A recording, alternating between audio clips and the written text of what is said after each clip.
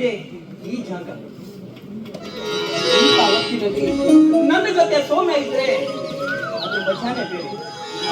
ಸರಿ, ಸೌಮ್ಯ ನನಗೆ ಬಾ ಅಂತ ಕಾಲ್ ಮಾಡಿ ತಿಳಿಸಿ ಇಷ್ಟೊತ್ತಾದ್ರೂ ಸೌಮ್ಯ ಇಷ್ಟೊತ್ತಾದ್ರೂ ಇನ್ನು ತನಕ ಯಾಕೆ ಬಂದಿಲ್ಲ ಅಂತ.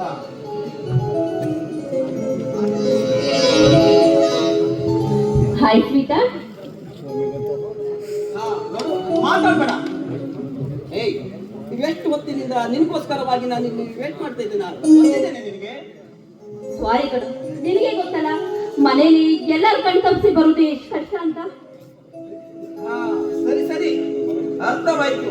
ಯಾಕಂದ್ರೆ ನೀವೆಷ್ಟೇ ಅಂದ್ರು ಹುಡುಗಿಯರಲ್ವಾ, ನಮ್ಮಂತ ಹುಡುಗರಿಗೆ ಕಾಯಿಸೋದು ನಿಮಗೆ ಅದೇನು ಹೊಸ ವಿಷಯನಾ? ನೋಡು, ನಮ್ಮಿಬ್ಬರ ಪ್ರೀತಿನ ಮನೇಲಿ ಹೇಗೆ ಒಪ್ಸೋದಂತಾನೆ ನನಗೆ ಗೊತ್ತಾಗ್ತಿಲ್ಲ.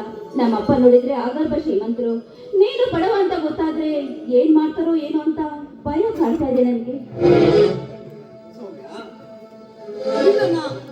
ನಿನ್ನನ್ನ ಬಿಟ್ಟಿರುವ ಶಕ್ತಿ, ಒಂದು ಕ್ಷಣನೂ ಕೂಡ ನಿನ್ನನ್ನ ಬಿಟ್ಟಿರುವ ಶಕ್ತಿ ನನಗಿಲ್ಲ ಕಣೆ, ನನಗಿಲ್ಲ. ನೋಡು, ನೀನೇನು ಮಾತಾಡ್ತೀಯ ಅಂತ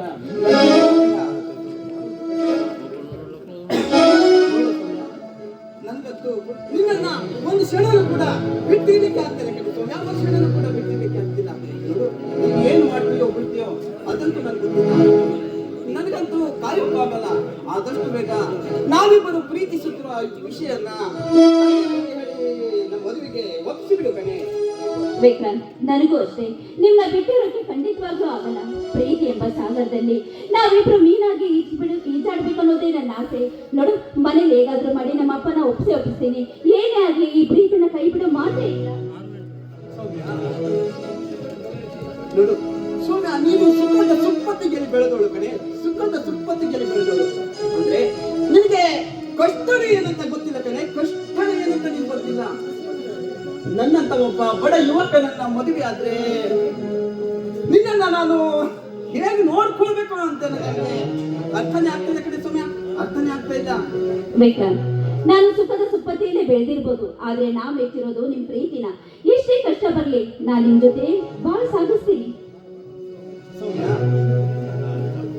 ಈ ನಿನ್ನ ಪ್ರೀತಿಗೆ ಬೆಲೆ ಕಟ್ಟಕ್ಕೆ ಆಗಲ್ಲ ಸೌಮ್ಯ, ಬೆಲೆ ಕಟ್ಟಕ್ಕೆ ಆಗಲ್ಲ. ನನ್ನ ಕೊನೆಯ ಉಸಿರು ಈ ದೇಹದಲ್ಲಿ, ನನ್ನ ಕೊನೆಯ ಉಸಿರು ಇರುವ ತನಕ ನನ್ನ ಕಣ್ಣಿನಲ್ಲಿ ಕಣ್ಣಿಟ್ಟುಕೊಂಡು ನಿನ್ನನ್ನು ಕಾಪಾಡ್ತೀನಿ ಕಣೆ ಸೌಮ್ಯ, ನಿನ್ನನ್ನು ಕಾಪಾಡ್ತೀನಿ. ಈ ನನ್ನ ಹೃದಯ ಮಂದಿರದಲ್ಲಿ ನಿನ್ನನ್ನು ಆರಾಧಿಸಿ ಪೂಜಿಸುವ ಪ್ರೇಮಿ ಕಣೆ ನಾನು, ಪೂಜಿಸುವ ಪ್ರೇಮಿ ನಾನು. ಇವತ್ತು ಈ ನಿನ್ನ ವಿಕ್ರಾಂತ ಪ್ರೀತಿ ಯಾವತ್ತಿದ್ರು ನಿಂದೆ ಕಣೆ ಸೌಮ್ಯ, ನಿಂದೆ.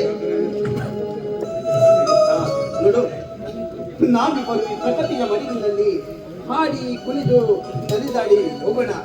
ಏನಂತೀಯ? ಹೌದು, ಆಯ್ತು ವಿಕ್ರಾಂತ್.